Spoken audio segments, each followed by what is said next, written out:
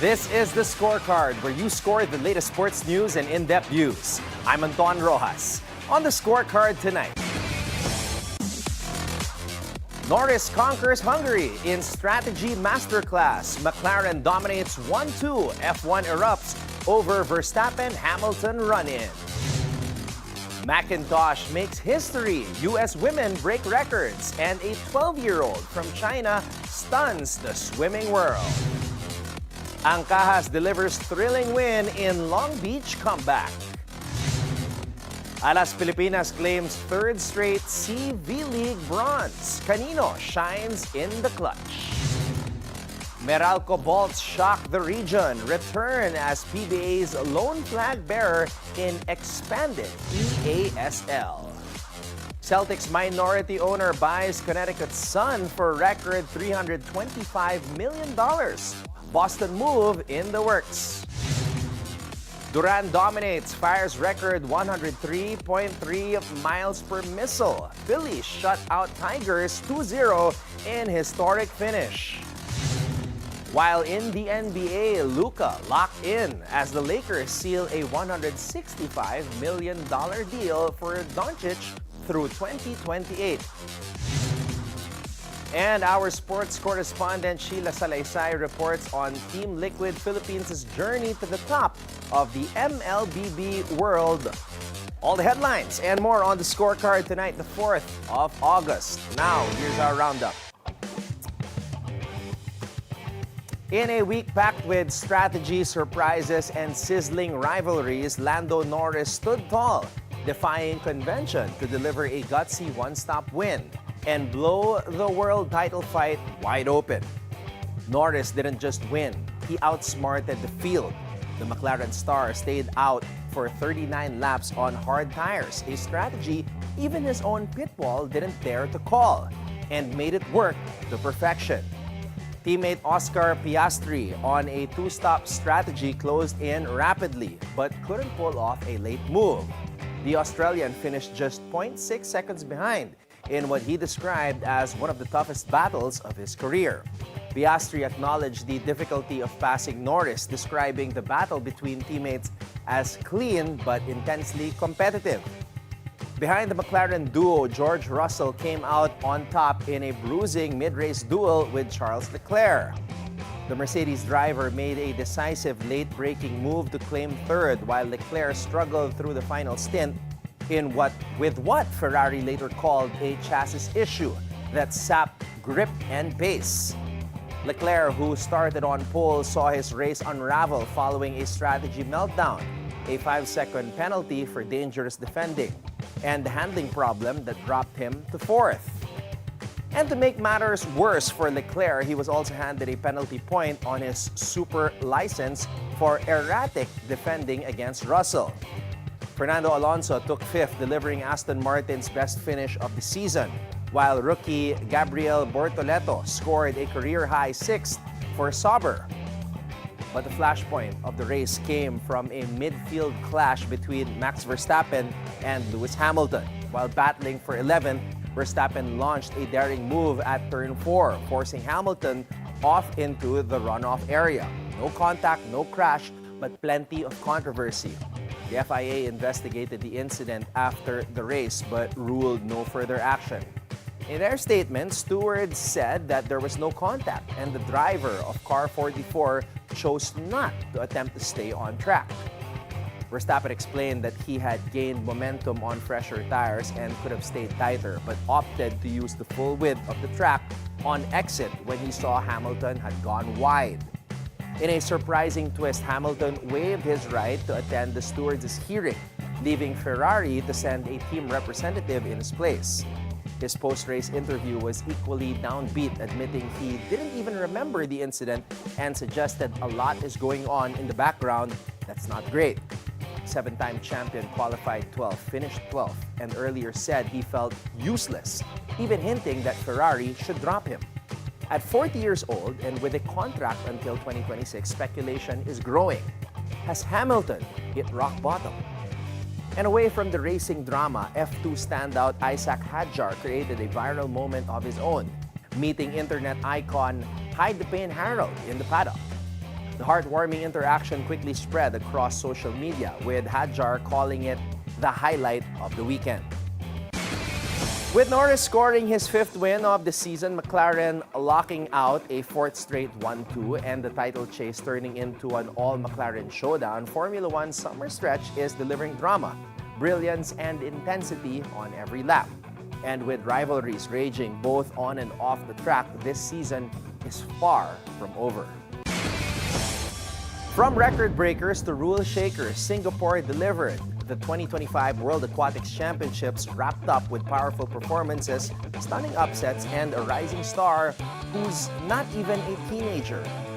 Summer McIntosh, just 18 years old, capped off a historic meet with her 4th individual gold, winning the 400-meter individual medley in 4 minutes, 25.78 seconds, the 3rd fastest time ever.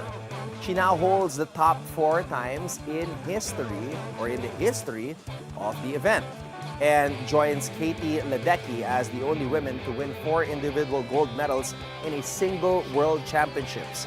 McIntosh also snagged bronze in the 800-meter free. Her goal? 5 gold, and she painted 5 fingernails gold to prove it.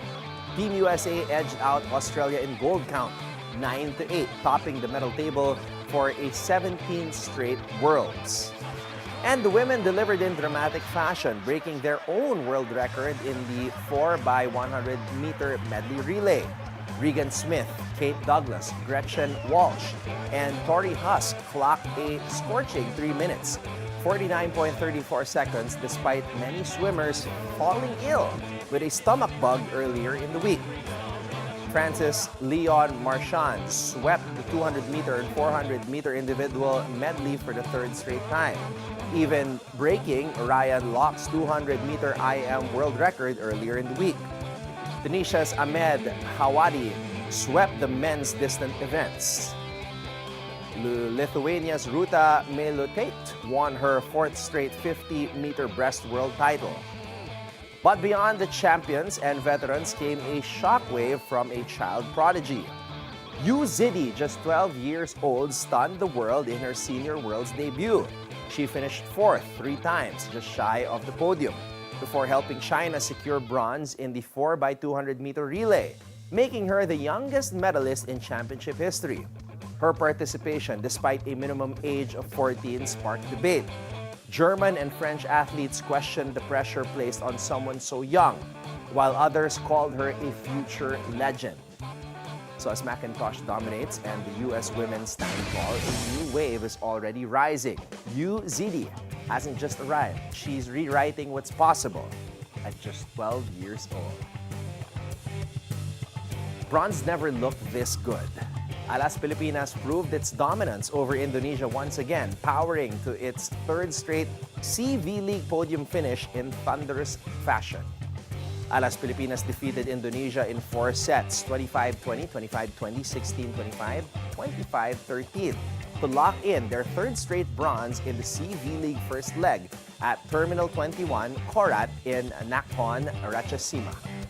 Kanino was named Best Outside Hitter at the close of the first leg of the 2025 CV League. Her consistent play helped Alas Pilipinas secure the bronze medal in the tournament. Kanino's parents beamed with pride as their daughter won the coveted award. Angel Canino, already a 2-time Best Outside and Opposite Spiker in the AVC Nations Cup, was unstoppable down the stretch, scoring 5 of Alas's last 6 points in the final frame.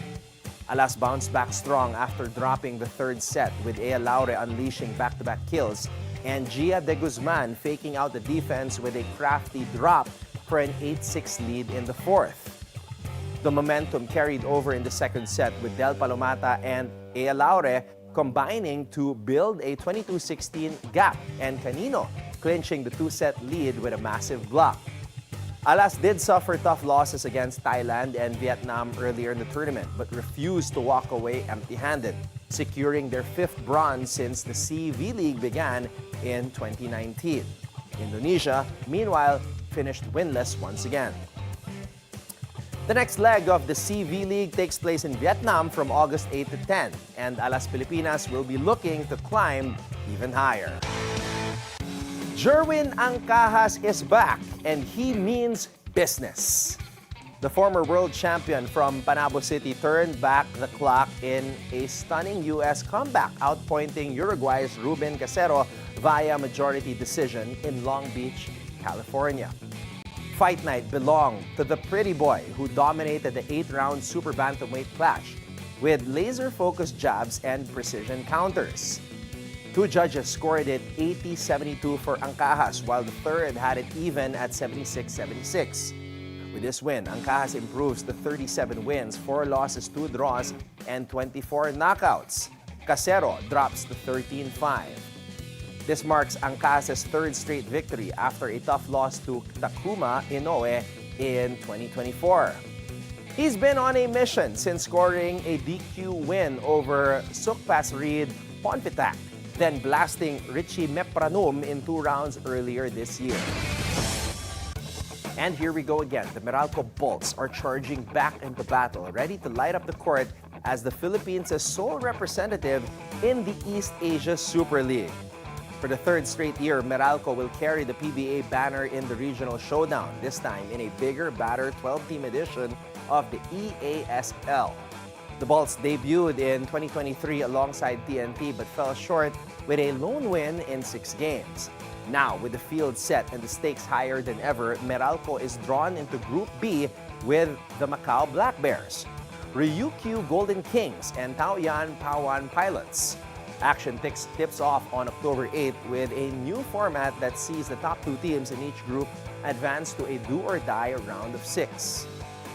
Can the Bolts break through and deliver a historic run for the Philippines? Charge up, because the electricity is just getting started. Basketball just got a whole lot hotter in Boston, and the WNBA landscape may never be the same. Celtics minority owner Steve Pagliuca leads a blockbuster $325 million deal to buy the Connecticut Sun, with plans to bring the franchise to Boston by 2027. The sale, which shattered the previous league record, is still awaiting approval from the WNBA and its Board of Governors, who will have the final say on the relocation. Pagliuca is also committing another $100 million to build a state-of-the-art practice facility in Boston, an investment that signals serious intent to elevate women's basketball in the city.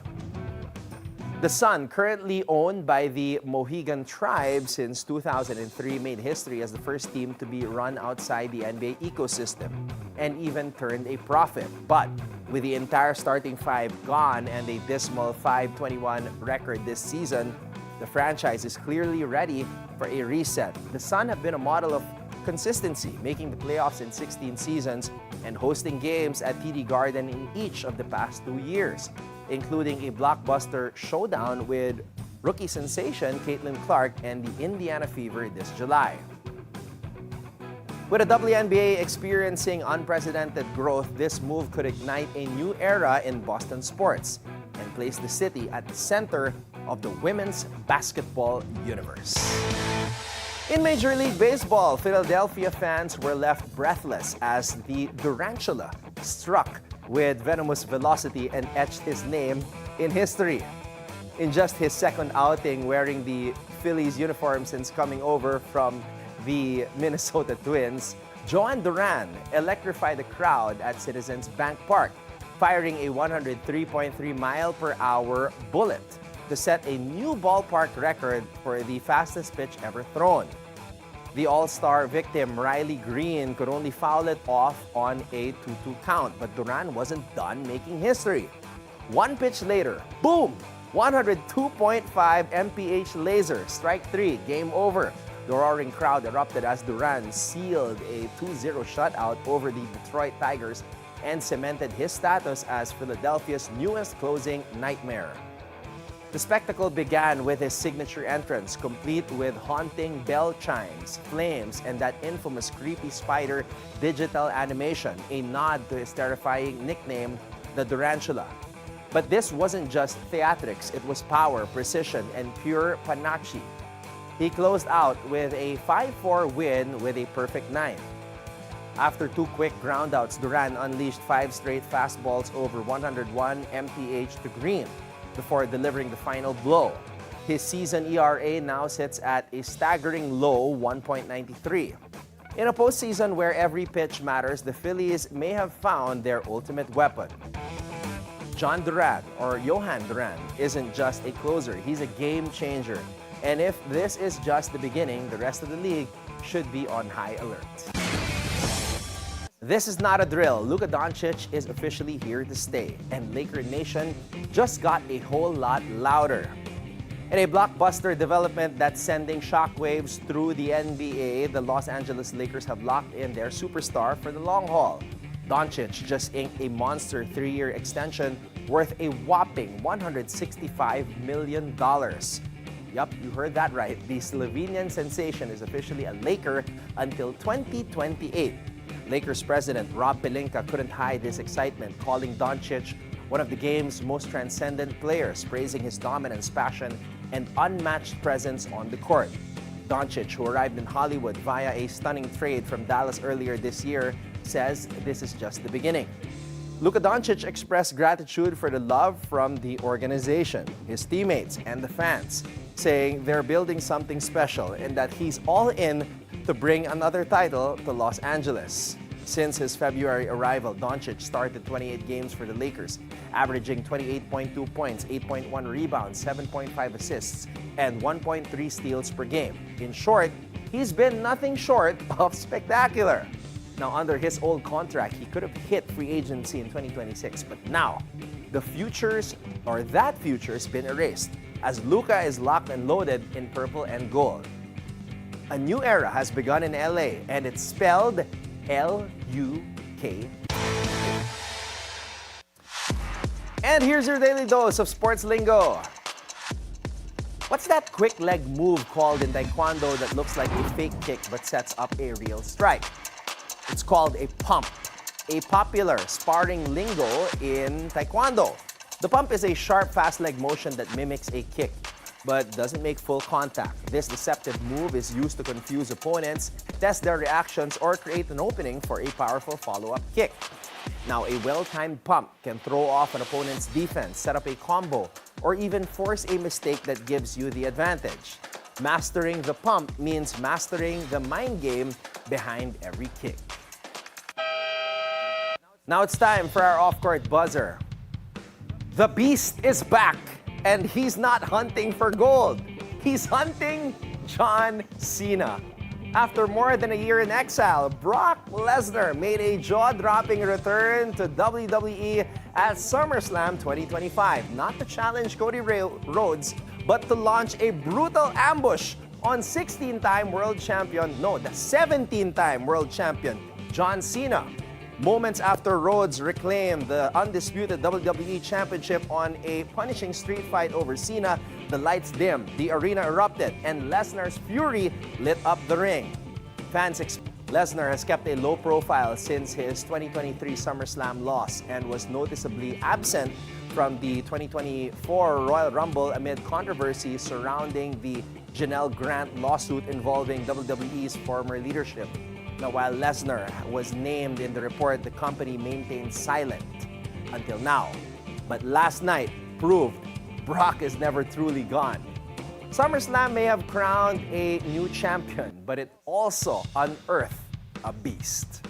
And that's our roundup for tonight, the 4th of August.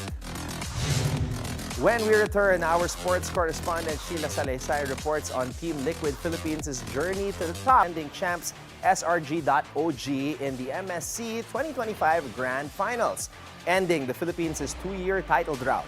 Our sports correspondent Sheila Salaysay has all the highlights of Team Liquid Philippines' rise to the top of the MLBB world. Tournament in history, and for good reason. The Esports World Cup, or EWC, is changing the game, setting a new global standard for competitive gaming. Launched in 2024 and held annually in Riyadh, Saudi Arabia, the Esports World Cup has transformed the city into a digital battlefield with neon lights, thunderous crowds, and global fans flooding the venue for a glimpse of gaming greatness. It brings together dozens of the world's most popular titles, from MOBAs and FPS shooters to mobile and console games, all under one electrifying stage equipped with massive LED screens, booming audio, and a stadium pulsing with energy. Unlike traditional tournaments focused on a single title, the EWC runs multiple championships simultaneously, turning Riyadh into the epicenter of esports for weeks. It's more than a tournament, where national pride, intense rivalries, and elite skill collide in front of a roaring global audience. With a record-breaking prize pool, millions of live viewers, and world icons in attendance, including chess grandmaster Magnus Carlsen, the Esports World Cup is no longer just an event. It's a movement. And you can see that they know it. The fans, they see it. Team Liquid crack open the base. And this year, the Philippines made history. Amid blinding lights, roaring Pinoy chants, and the thunder of the crowd, Team Liquid Philippines stepped onto the biggest stage. Team Liquid are finally captured the elusive mid-season cup title. Their road to victory wasn't easy. In the grand finals, they faced SRGOG, the defending champions from Malaysia, led by fellow Filipinos John Vincent Innocent Banal and Mark Cram Rusiana, fan favorites and dominant forces in the regional scene. SRGOG struck first, taking Game 1 in convincing fashion. But from Game 2 onwards, the momentum shifted. The crowd got louder, the stakes got higher, and Team Liquid turned on the heat. With pinpoint coordination, brilliant rotations, and clutch plays, they won 4 straight games, closing the series 4-1 and igniting cheers that echoed across the arena. Congratulations! A standout of the series was EXP laner Sanford Vinuya, whose laser-sharp decisions earned him the finals MVP award. But the spotlight also shone brightly on KarlTzy Nepomuceno, who made history by completing an unprecedented trophy sweep. MPL Philippines champion, M-Series world champion, Southeast Asian Games gold medalist, and now MSC champion. Feat never before accomplished, a legacy written in real time. But this win didn't just bring home a trophy, it came with an eye-popping reward. $3 million or more than 175 million pesos, one of the largest single-game payouts in esports history. And their reward didn't stop there. Team Liquid PH is now living the life of rock stars in Riyadh. They are being mobbed for selfies, swarmed by fans, and invited to exclusive VIP events. On the streets, in the stadiums, and even online, they are trending. From world-class players to global icons, Team Liquid PH is now being treated like celebrities. A well-deserved victory for Team Liquid Philippines and a proud moment for the entire nation. Because this is more than just a championship. This is proof that Filipino excellence in esports is not only winning games, it's winning the world. Reporting for the Scorecard, Sheila Salaysay, Bilyonaryo News Channel. Up next, the field narrows, the greens get faster, and the stakes sky high. Scotty wants to dominate, JT wants redemption, and Fleetwood's chasing history. This is what the playoffs are all about. So tune in, lock in, and keep your eyes on the prize.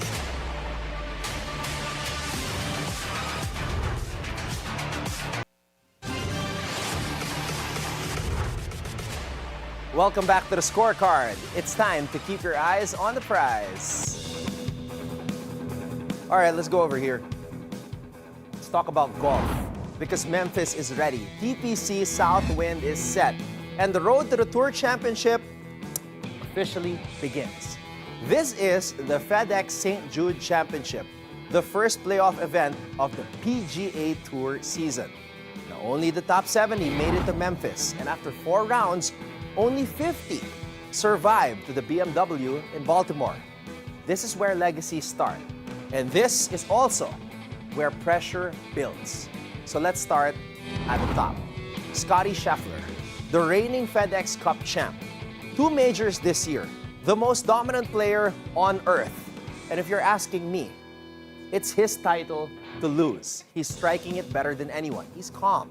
He's surgically efficient. But, and this is a big but, this course doesn't hand out trophies for consistency. You've got to go low and hold nerve when the greens start to bake. Now enter Xander Schauffele. He's been knocking on the door all season. Big putts, clean ball striking, unflappable mentality. But what he needs is a win that matters.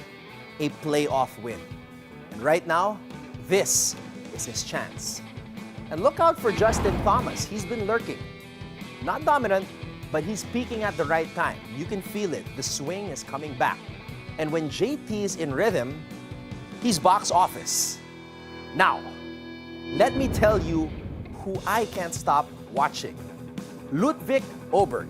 Call him a rookie if you want, but his game, veteran. He bombs it, puts it like a pro, and he's been all around leaderboards all year. You want a breakout star? This is the guy. Oh, and don't you dare sleep on Tommy Fleetwood. If the wind picks up and the golf greens get tough, Tommy loves it. He's never won on U.S. soil, but Memphis might just be his moment. And yes, big news, no Rory McIlroy. He's opted out this week. That opens the field. That changes the energy. Cameron Young's riding momentum off his Wyndham win. Aldrich pot guitar, 20 years old and fearless. Chris Kirk's played his way back from the brink. And then there's Matt Ishmith, the 70th man in, riding 3 closing birdies into a dream week. Now let's see who won't make it to the BMW Championship, aka who's in danger of falling out of the top 50 after Memphis. Ricky Fowler. Love the comeback story, but let's be honest. He hasn't put 4 rounds together since April. Too many missed putts. Too much pressure. Out. Matt Ishmith. Amazing fight to get at number 70, but that Cinderella energy fades when the big boys get rolling. 1 bad round and he's packing early. Chris Kirk played his way in, but that iron game's been a little bit shaky. If he doesn't hit fairways at TPC Southwind, he'll be chasing cuts, not championships. Now, Aldrich, pot guitar, yes. He's fearless. Yes, he's 20, but playoffs are different. 1 bad bounce, 1 hot green, and youth turns into growing pains. Now, Straka, he ranked number 3 in points, sure. But look closer, he's been coasting on earlier wins. Now, if the putter does not wake up, he could tumble hard. It's simple. The field is stacked, the greens are fast, the pressure, unreal. And if Scottie wants to make this look easy, he might be the favorite. But this field isn't rolling over for anybody. So stay ahead of the game as the FedEx Cup playoffs heat up at TPC Southwind. The road to East Lake starts now, and this is your full tour breakdown.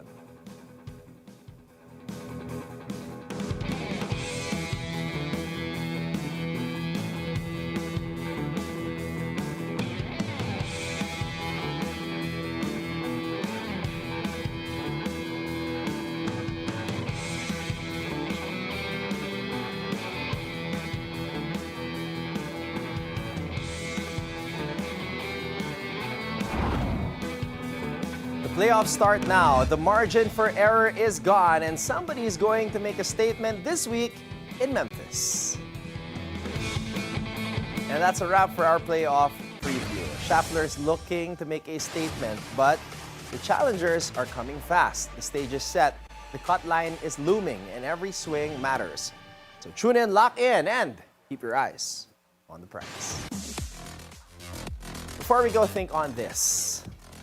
From a golfing prodigy in England, known for her aggression, honesty, and clutch performances, Charlie Hull once said, "Golf's a bit like life, really. You just got to carry on moving forward rather than looking back and dwelling on the past." And with that, thank you for joining us tonight. We'll see you again tomorrow on the Scorecard, where sports is our business and business is our sport on the Bilyonaryo News Channel. This has been Anton Roxas. Have a blessed evening, everybody. Good night.